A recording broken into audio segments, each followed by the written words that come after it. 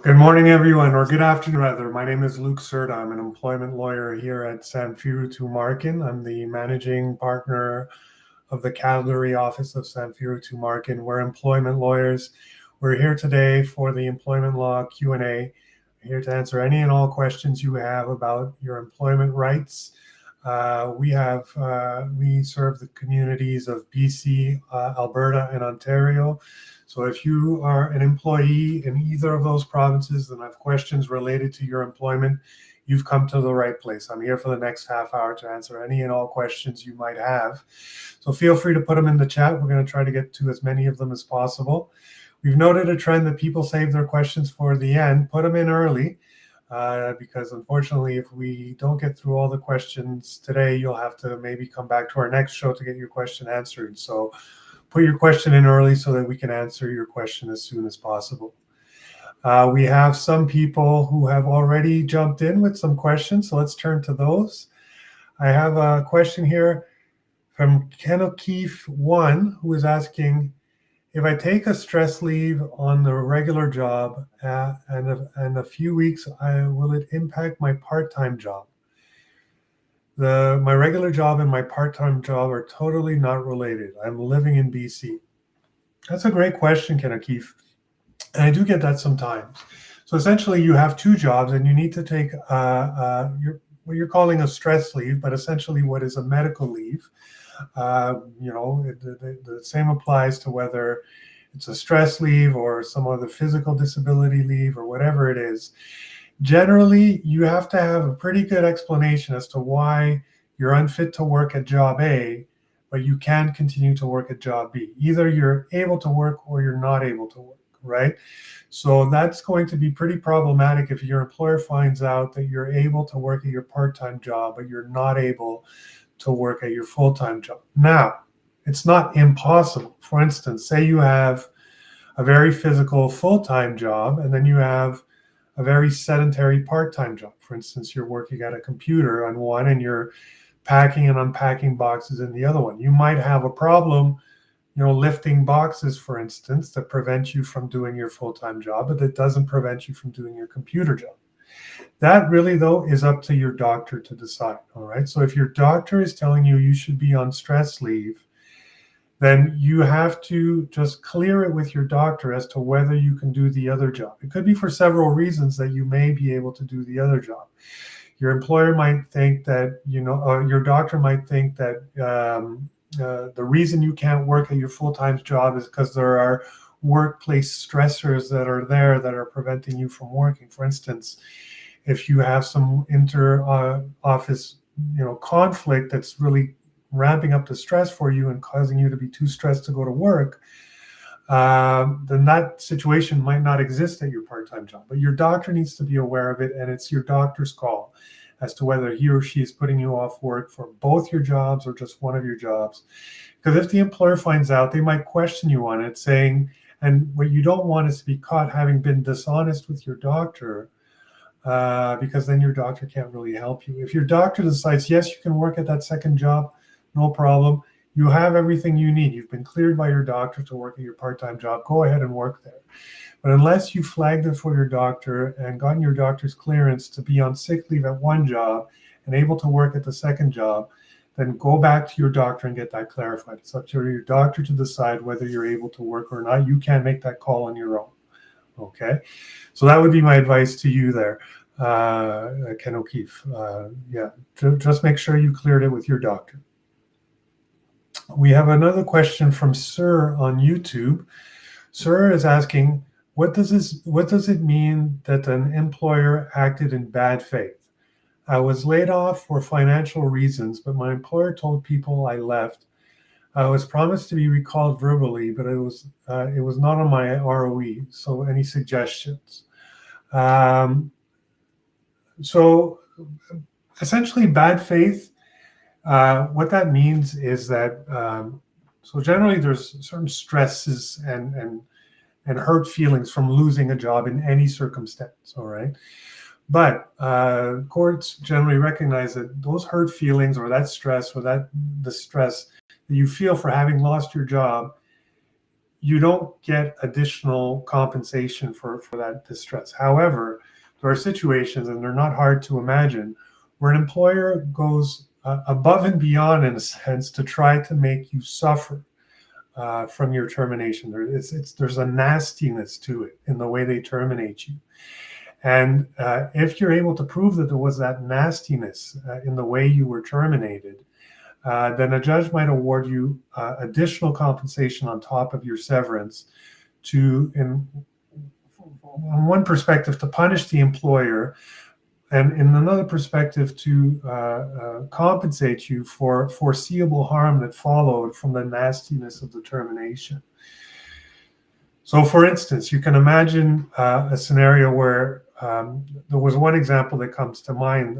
An employer terminated an employee, and when the employee sought severance, the employer manufactured these bogus criminal allegations that they took to the police.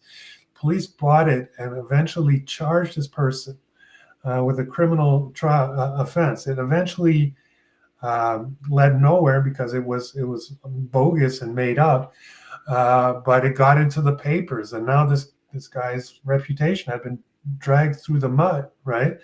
All this because he just wrote to his employer to try to get a better severance. All right. So the fact that he was terminated doesn't mean that he's entitled to punitive damages. It's the actions of the employer after he was terminated that the judge said, well, this is horrible. No one should be put through this, and awarded that employee additional compensation. That happened kind of after he'd been terminated, but you can imagine it can happen before. An employer has a long service employee that they want to terminate, and they know it's going to cost a lot to terminate them. So they try to create a poison work environment to get them to quit so they don't have to pay severance. If it rises to a certain level, that will entitle you to compensation for bad faith, punitive, aggravated damages. So that's what that's about, sir. Regarding being laid off for financial reasons and not being recalled, that in and of itself, there might be more to the story, but just on what you told me, I don't think you would necessarily get bad faith damages for that. That's an employer just doing what they're entitled to do theoretically, which is let you go. So long as they provided you with adequate severance, then that's good. If they've left you on layoff and not called you back, then you're owed your severance. So definitely get in touch with us. You can reach out to us at employmentlawyer.ca and have a meeting with one of our lawyers here. And we have lawyers in BC that are happy to meet with you to discuss your options. You might be owed severance at this point, but I don't know if you'll necessarily be entitled to severance on top of to compensation on top of the severance because you were never recalled. It might be. We'd have to get a bit more details. Based on what you told me, I don't know if that'll necessarily pan out, but it might be that you have additional information to share on your call with us that might change our opinion on that. We have another question, follow-up question from Ken O'Keefe here. Can I bring a recording of a meeting with my boss without letting him know? Is that legal? Okay. So another great question that's been in the news a lot. Can you record workplace conversations? All right. So there's two answers to that. There's a criminal law answer, and then there's the employment law answer. Okay. So long as one party in a two-party conversation knows that the conversation is being recorded, then that's not illegal under the criminal code. Okay. So if you and I are having a conversation and you're secretly recording and you know that you're secretly recording, that's not illegal. What would be illegal is for you and I to be sitting at a table at a restaurant and the person next to us is recording the meeting and neither of us know that we're being recorded. That's kind of like an illegal wiretap, essentially. So that's not legal.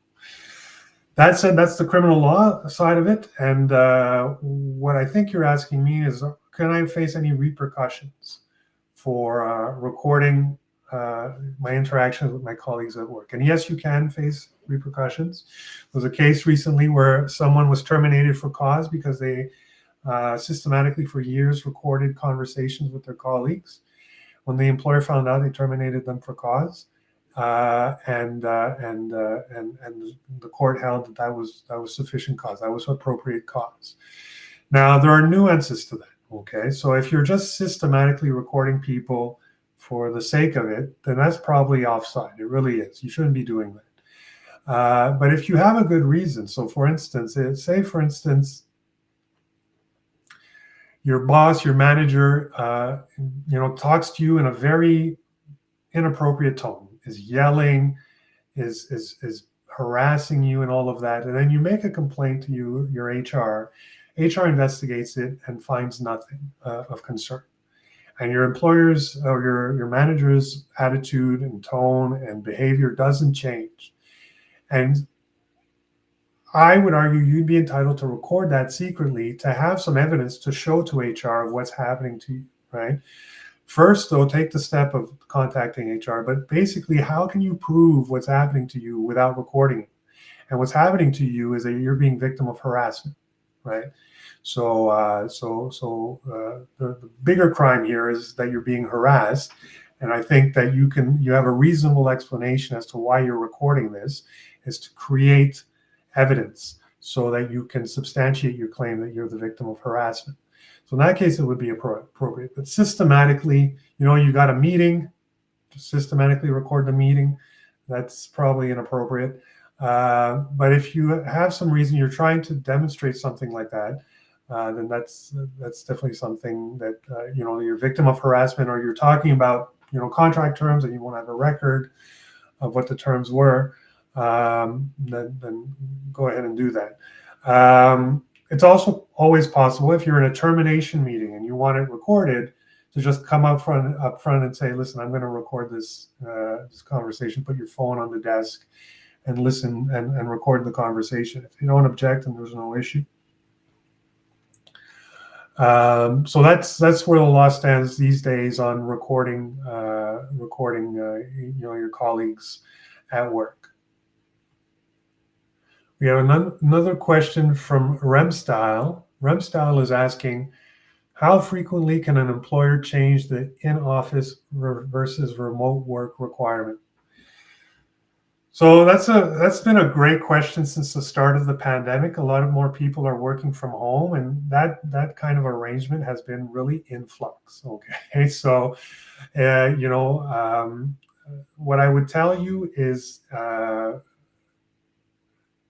no matter how often they change it, it's not how often they change it.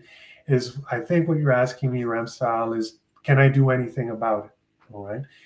If an employer, for instance, I've been working from home for the last little while, the employer requires me to come back into work full time. Can I do anything about that? All right. Well, it kind of depends on a few factors. All right. So an employer can change a lot of the things that you do at work and how you do them. All right. So long as those changes are minor. Okay. Once they start changing major things, then they need your consent. Okay. And if you do not consent to this major change, then that can amount to a constructive dismissal, in which case you say, well, I'm not going to continue to work with you under this new arrangement that you're proposing. Either keep me in the old arrangement or pay me my severance. So that's your first choice that you have to decide, Remstyle, is, are you willing to walk away from this job over this change that they're proposing to the work from home schedule? Okay. So if you've decided, yes, I am willing to die on this hill, then you have to look, is this change to the work from home arrangement, is it a major change or is it a minor change? All right. And what would make a work from home arrangement a major change or a major component of your job, it's helpful to have it in writing. It's very helpful to have it in writing. So for instance, if at the start of the pandemic, your employer told you can work from home, you asked them, is this on a permanent basis? They said, yes, well, get that in writing. If at least there was someone that witnessed that being said, that's also helpful. But if it was just a conversation like that, where basically one person is saying, yeah, I was told it was permanent, the other person is going to deny it, of course, then you're in a situation where you have no proof that this was agreed to, that it would be permanent. So if it wasn't agreed to that it would be permanent, then obviously it seems that it can be changed, right? And if it's been changed several times already, then it seems that you are able to accept that these changes can be done, right? So that's why, for instance, for layoffs, we say, the first time you're laid off, you can do something about it. But if you come back from layoff and then get laid off later on, well, you've already, through your actions, indicated that you've given the employer the right to lay you off when needed.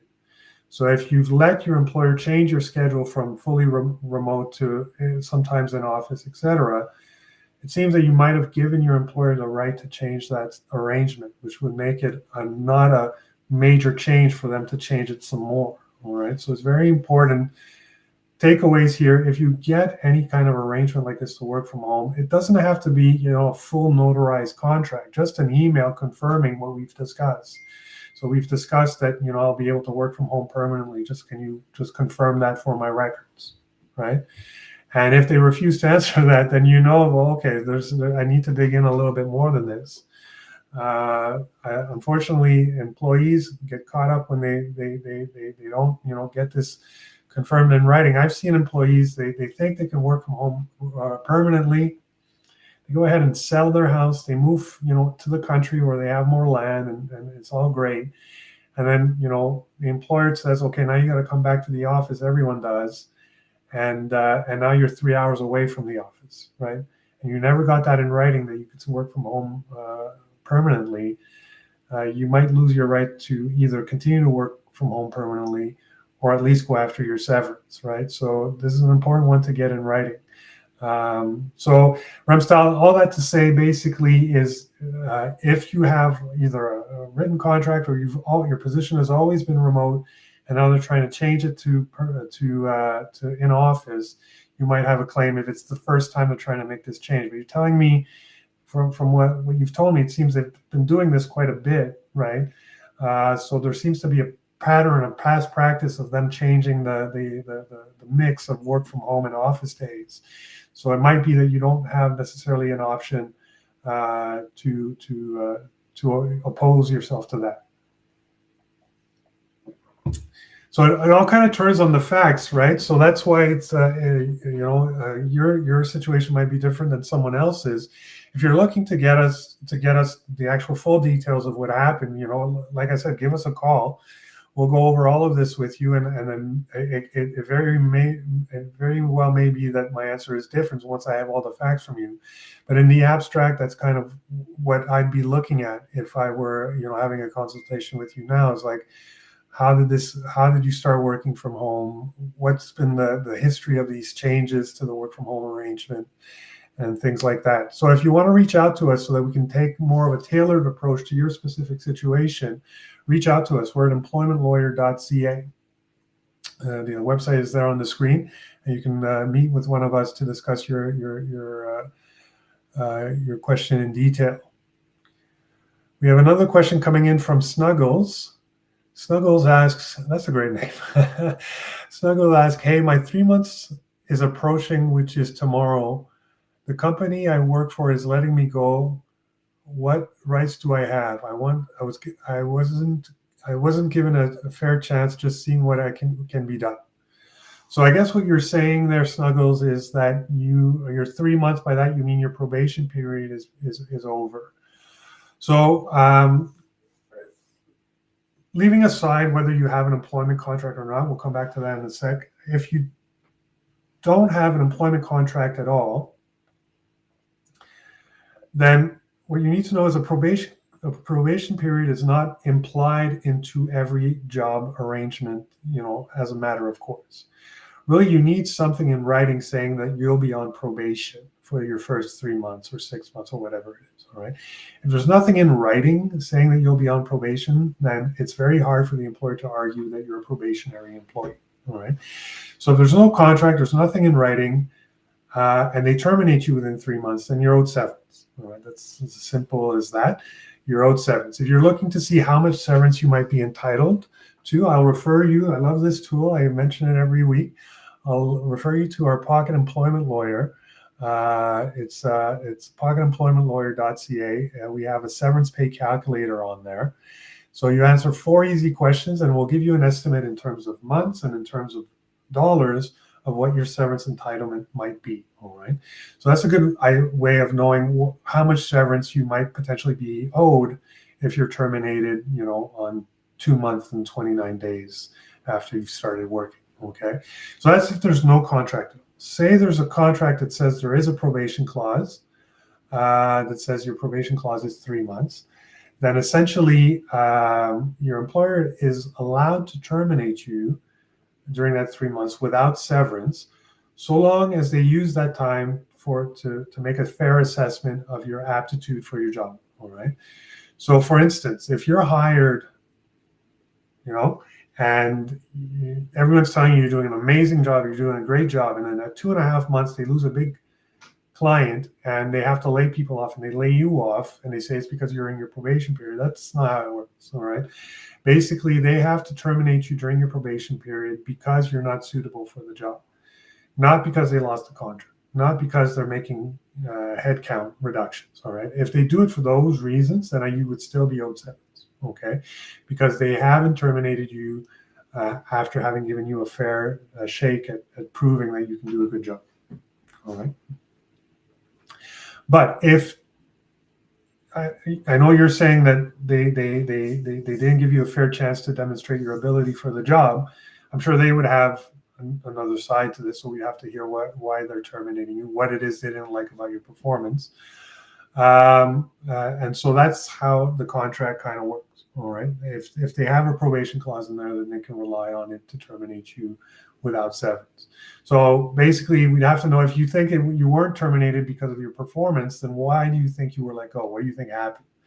If you want to put that in the chat snuggles, that might help me better understand or better guide you on what we think what I think your options might be at this point. We have another question coming in from Chris Tree. Chris Tree is asking, if you're working remotely for a U.S. company, what rights do you have? If there's no severance in the state, can the employer, in the state the employer is located, does any apply to Canada? All right. So it depends what province you're working in. Chris, what I can tell you is generally each province has certain minimum employment legislation that says that if you're working in that province, the laws of that province apply to you, not the laws of the province where or the state where your employer is located. Okay. That said, in BC and Alberta especially, not so much in Ontario. It's pretty black and white. If you're in Ontario, an Ontario worker, you're subject to Ontario laws no matter where your employer is located in the world. All right. It's not as clear cut in BC and Alberta. And oftentimes what we'll look at is, what does your employment contract say? Your employment contract might have a clause in there saying that, you're subject to the laws of California, you're subject to the laws of Delaware, or whatever it is. Now, there are ways around that, but basically we'd have to see the contract, see exactly what it says. All right. So generally, what I'm trying to say, Chris Trey, is that you probably have a strong claim to being treated as a Canadian employee. All right. So if ever you do get terminated, I'm not sure if you have been from what you're saying, if you do get terminated, reach out to us, send us that contract if you have one. And we deal with this all the time, frankly. I mean, we have a lot of employees who work in one province for employers that are in another province or out of country and all of that. And especially with the rise of remote work, it's more and more frequent. Your case is not unique by any means in that regard. So definitely there are strategies to ensure that you don't kind of sign away your rights to your employment rights that you have in the province where you work. All right.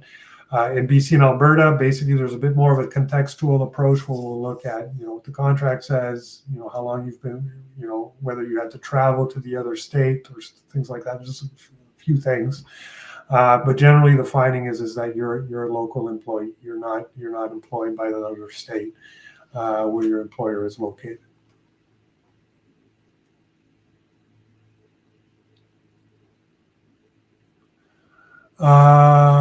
All right, we have another question coming in from S on YouTube. How do I know if I have signed an employment contract that limits my severance entitlements? Okay. Generally, you'll see it right there in the contract as there's generally going to be a clause called termination that deals with what happens at termination. So a lot of the time, those clauses will have some language dealing with what happens if you're terminated on a for-cause basis, because disciplinary termination. Generally, that's trying to say that you won't be entitled to any severance. And then there's gonna be a clause that addresses what happens if you're terminated on a without cause basis, which is a non-disciplinary termination, and you're not at fault for having done anything wrong. It's just that downsizing, restructuring, poor economic conditions, what have you. This is what happens if you're terminated during that time. And then they'll say, well, this is what you'll get. All right. And generally, when they say that, it's because what they're offering you or what they're saying you'll get is less than you would get if that clause wasn't there. All right. So very important to understand when you're seeing a clause like that, that's there to limit what you might get if you're terminated down the line. And that's definitely something you want to get reviewed by a lawyer, so that you understand what you get if you do get terminated under the clause, but what you might be giving up by signing that, what you would otherwise get if that clause wasn't there. And then we can talk to you a little bit about how negotiating with your employer to either improve the clause to get it somewhere that's closer to what you would get if it wasn't there, or having it removed altogether, which is generally a lot better for employees. So if you're looking to have us review your contract, give you some ideas on how you can improve your severance entitlements and the language in the employment contract, we're at employmentlawyer.ca. We're always happy to do contract reviews because too many, unfortunately, employees in Canada are signing these contracts without really reading them, or even when they read them, they don't understand them. So you have the right to have those reviewed by a lawyer. So feel free to do that. Reach out to us. We'll be happy to take a look at that for you.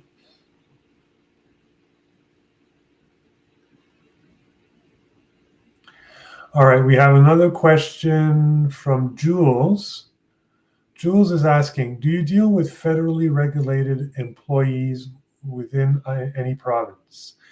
So yes, we do deal with federally regulated employees. Just for the rest of us, for a bit of context, the vast majority of workers in Canada are governed by the laws of their province. Okay, so if you're located in Ontario, the Ontario Employment Standards Act applies to you, the Ontario Human Rights Act, etc., and Ontario laws apply to you. And there's about 10% of workers throughout the country that are governed by federal government legislation. So, for instance, the Canada Labour Code, the Canadian Human Rights Commission. Now, it's a little bit complicated. That's why this is. It really goes back to the foundation of this country. But essentially, certain industries fall under Canada regulations and legislation. So we're talking about airlines, transportation, a lot of trucking companies, interprovincial trucking companies, telecom, Bell, Rogers, all of that. Those are the banks, the other major one. Those all are governed by federal laws rather than local, provincial laws.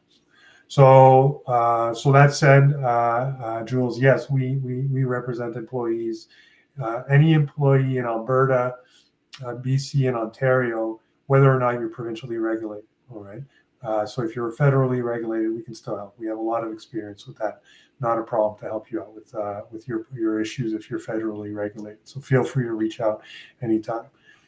And in terms, what I can tell you in terms of severance, so that's not a factor that changes how much severance you're owed. Whether you're federally regulated or provincially regulated, your full severance will be the same.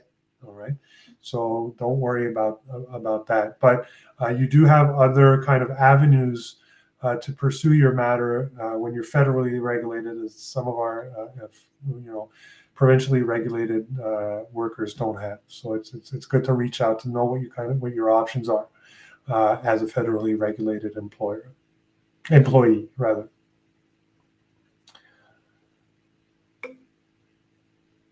So thank you all for putting in your questions so early. I am getting to my last question for the day. If I haven't been able to get to your question, I can let you know that we have the next show. The employment law show is going to be this Wednesday with founding partner Lluc Samfiru will be answering your questions. So if I haven't gotten to your question today, feel free to join in. It's on Wednesday. You see it there on the screen, 1 p.m. Eastern time. Okay, and we'll be saving some of these questions, I believe, and putting them to Lluc early on in the show, so these questions get answered first. So if you want to jump in at that time and have your question answered. But the last question of the day goes to a frequent listener of ours, I think JX2. Is asking, what happens in BC if you're terminated without being given a reason?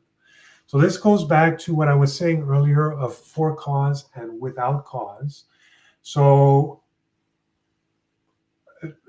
from a legal perspective, being terminated without cause is kind of like being terminated without reason. What I'm trying to say by that is that there's no requirement for the employer to give you a reason to explain why they're terminating you, unless they're saying they're terminating you for disciplinary reasons. If they're saying they're terminating you for disciplinary reasons, then they need to say it, right? But if they're terminating you for any other reason, they really don't need to go into it at all right? They're just going to say it's without cause. We realize we owe you severance. That's as much as we can say, all right?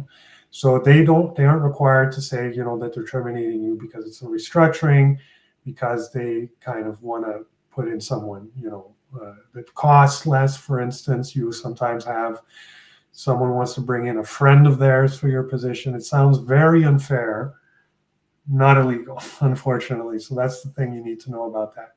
So unless they're saying it's for disciplinary reasons, then they don't have to provide you a reason. If you suspect, however, that the reason you were terminated is because of some form of discrimination under human rights legislation, or as retaliation for having tried to enforce your rights under employment standards legislation. For instance, you say, I want to get paid my overtime that I'm owed. Next thing you know, you're being terminated without cause. You can say, well, I suspect the reason you terminated was in retaliation for me having asked my overtime pay. Then you can force them to provide you a reason. And if they don't have a good reason, if the real reason is that they terminated you for having requested your overtime pay, then you have, on top of the severance you're owed, you have some other options available to you. If you are able to demonstrate that they terminated you because of your age, for instance, then if you can just make that allegation, and then they have to, no, the real reason we terminated, yes, it was without cause. The real reason we terminated Jay was he was late all the time, but we didn't want to say that it was a disciplinary termination, for instance. You can force them to give you the reason if you believe it was based on human rights considerations that you were terminated, or as an act of retaliation for having tried to enforce your employment rights. But all that, even if they don't have to give you if they don't have to give you a reason, they do have to give you severance. All right. So in that letter should be saying you're terminated without cause. Here's what we're offering you as severance. All right. You take that letter, have it reviewed by us. We'll let you know if the severance you're being provided is adequate or whether you're entitled to more. So my name is Lluc Cerda. Thank you all for being so great today and participating so wholeheartedly. I'm the managing partner of Samfiru Tumarkin's Calgary office, the Western Canada Employment Practice Lead. Again, thank you all for joining. Some great questions today, as always. We have another great show for you on Wednesday with Lluc Samfiru himself. He'll be taking your questions as well. Feel free to join, get those questions answered. And until then, have a great rest of the week. Thank you.